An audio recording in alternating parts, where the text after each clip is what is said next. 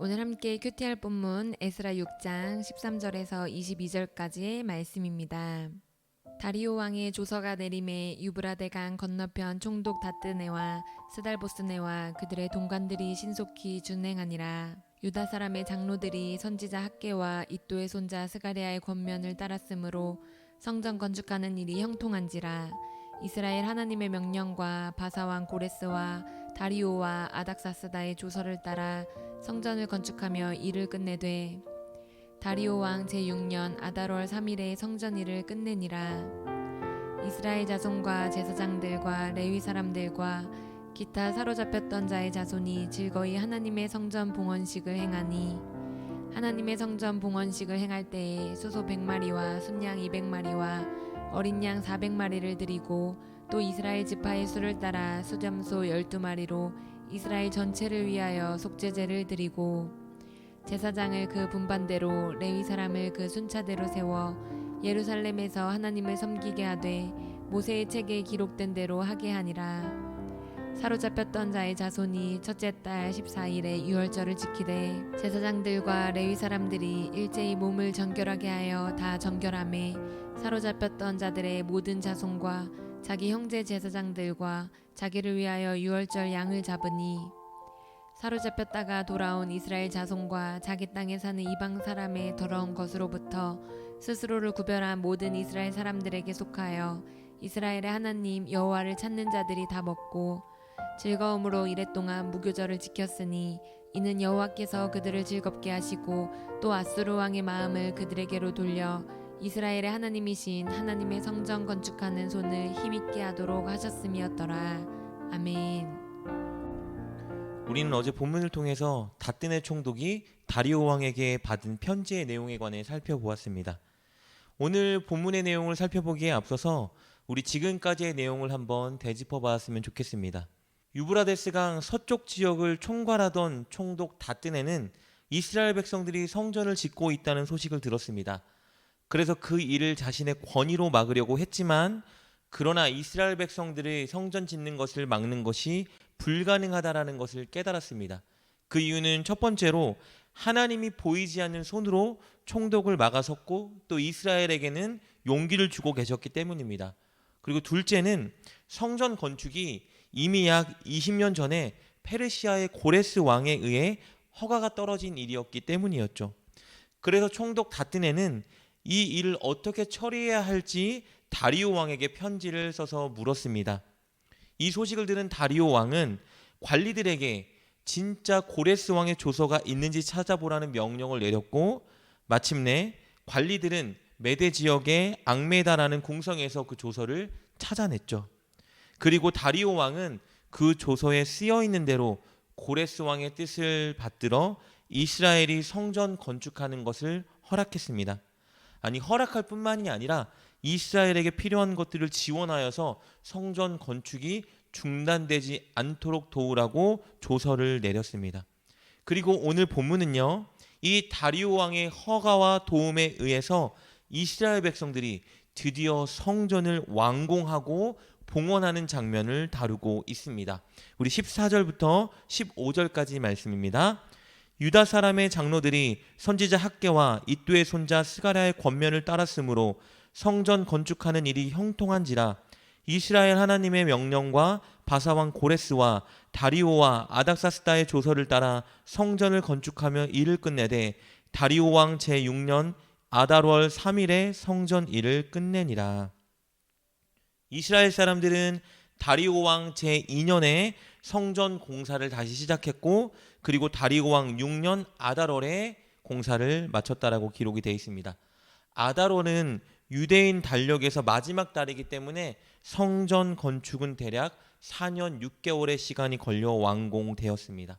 솔로몬의 성전이 무너진 지 71년 만에 성전이 다시 재건된 것입니다. 하나님께서 예레미야에게 약속하셨던 그 약속이 성취된 순간이었습니다. 이스라엘 사람들이 바벨론에서 고국으로 돌아온 지 23년 만에 일궈낸 일이었습니다. 이스라엘 백성들이 성전 건축을 다시 시작하면서 완공하기까지 14절에 기록된 것처럼 학개와 스가랴 선지자의 권면을 따랐습니다. 즉 하나님의 말씀에 힘을 입고 하나님 말씀대로 순종하며 따랐다는 것을 의미하는 것입니다. 우리는 이것을 통해서 하나님의 일을 하는 모든 과정에는 늘 하나님의 말씀이 필요하다라는 것을 알 수 있습니다. 하나님의 말씀의 권면, 점검, 도전, 힘, 이것들을 늘 얻어야 하나님의 일을 수월하게 완성할 수 있다라는 것을 교훈해주고 있는 것이겠죠. 이렇게 하나님의 은혜로 성전을 완공한 이스라엘 백성들은 이 성전을 하나님께 헌당합니다. 그것을 위해서 모두가 모여 함께 하나님께 봉헌식을 올리는 것을 볼 수 있는데요. 16절 말씀입니다. 이스라엘 자손과 제사장들과 레위 사람들과 기타 사로잡혔던 자의 자손이 즐거이 하나님의 성전 봉헌식을 행하니, 함께 모여 예배를 드렸습니다.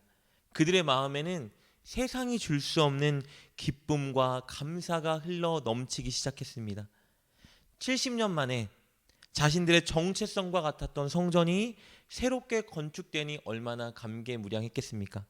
게다가 그들은 이 일을 통해서 그들과 여전히 함께 하시고 그들을 도우시는 하나님의 손길을 강하게 경험했습니다. 그렇기 때문에 기쁨과 감사가 넘쳤던 것입니다. 그들은 17절에 기록된 것처럼 하나님께 수소 100마리, 수량 200마리, 어린 양 400마리, 총 700마리의 짐승을 제물로 바쳐 드렸습니다. 그리고 무엇보다 이제 율법에 기록된 대로, 즉 하나님께서 명령하셨던 대로 지어진 이 성전에서 하나님을 예배하기 위해서 제사장과 레위 사람들이 봉사할 순서를 정해서 그들이 섬기게 순서를 만들었습니다. 우리 18절 말씀입니다. 제사장을 그 분반대로 레위 사람을 그 순차대로 세워 예루살렘에서 하나님을 섬기게 하되 모세의 책에 기록된 대로 하게 하니라. 모세의 책에 기록된 대로, 즉 하나님의 말씀대로 하나님을 섬기고 예배하기 위해서 이 일을 행한 것이죠. 여기서 우리는 이스라엘 백성들의 성전 건축 완공의 비결을 살펴볼 수 있습니다. 첫째는 무조건 하나님의 도우심, 하나님의 인도하심이지만, 둘째는 바로 인간의 편에서 하나님의 말씀대로 순종하는 것입니다. 이스라엘은 철저히 하나님의 말씀대로, 하나님의 율법대로 이 모든 일을 진행시키기 위해 애썼고, 그랬기 때문에 하나님의 은혜로 성전을 완공하고 게다가 봉헌식까지 드릴 수 있었던 것입니다. 이렇게 성전이 완공되고 봉헌식을 드리고 난 후에 이제 3주 후에 그들은 또 다른 은혜의 예식을 거행하기 시작합니다. 우리 19절 말씀입니다. 사로잡혔던 자의 자손이 첫째 달 14일에 유월절을 지키되, 바로 성전을 봉헌한 후에 그들이 유월절을 지키기 시작한 것입니다. 여러분, 유월절은 이스라엘 민족이 아주 먼 옛날 애굽 땅에 노예살이를 할 때 하나님께서 그들을 구원해 주신 구원의 은혜에 감사하고 기억하는, 기념하는 절기입니다. 그리고 그 감사를 통해서 그들이 하나님의 백성이자 하나님을 예배하는 예배 공동체라는 정체성을 세우고 고백하는 날이었죠. 이 날을 바로 성전을 완공한 후에 지켰다는 것은 아주 큰 의미가 있습니다. 이것은요, 그들이 하나님의 은혜로, 하나님의 구원으로 바벨론에서 바로 고국 땅에 돌아왔다라는 것을 고백하고 시인하는 행위였습니다. 그리고 자신들이 하나님의 자녀이고 하나님을 예배하는 예배 공동체라는 정체성을 확고히 세우고 하나님께 고백하는 행위인 것입니다. 이렇게 이들은 제2의 출애굽을 주신 하나님께 감사하며 자신들이 이제 하나님을 예배하는 자로 서겠다고 다짐하고 있는 것입니다. 또한 이 6월절에 바로 이어지는 무교절을 드렸는데요, 인상적인 것은요, 그들이 이 모든 일을 바로 즐거움으로 행하고 있다는 것입니다.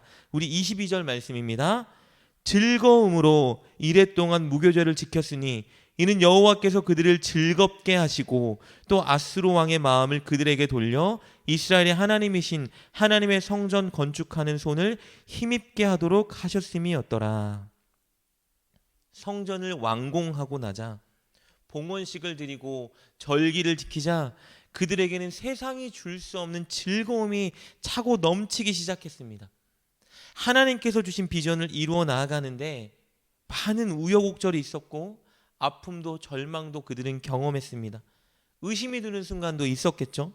무엇보다 큰 희생, 여러 가지 아픔, 손해를 감수하면서 아무런 결과가 보이지 않는 것 같은 순간도 있었습니다. 그런데 그 일에 끝까지 순종했을 때 하나님의 도움, 하나님의 강력한 손길이 그들을 인도하는 것을 느낄 수 있었고, 그리고 하나님이 세상이 줄 수 없는 즐거움을 그들에게 부어주셨습니다. 아쉬운 점이 있다면요, 그들이 만약에 성전 건축을 처음부터 멈추지 않고 진행했다면 4년 6개월 만에 느낄 수 있던, 맛볼 수 있던 이 기쁨을 그들이 중도에 멈췄기 때문에 바로 23년이라는 시간 만에 맛볼 수 있었던 것입니다. 그것이 조금 아쉬운 대목이었죠. 사랑하는 여러분, 하나님의 말씀을 따라 사는 것, 그리고 가정과 교회에 믿음의 공동체를 더 든든히 세우기 위해서 노력하는 것, 쉬운 일이 아니죠. 분명히 남들보다 손해보는 자리이고 헌신해야 되는 자리가 맞습니다. 또한 그렇게 헌신한다고 해서 결과가 눈앞에 펼쳐지지 않을 때가 너무 많은 것이 사실입니다. 그래서 의심이 들 때도 있겠죠. 그런데요, 이 일에 우리 인생을 드리고 끝까지 순종하면 반드시 남들보다 하나님의 임재, 도우심, 인도하심을 강하게 느낄 수 있습니다. 내가 하는 것이 아니라 하나님이 하시는 거구나, 하나님이 도우시고 함께 하시는구나를 느낄 수 있습니다. 그리고 무엇보다 세상이 줄 수 없는 즐거움을 경험할 수 있습니다.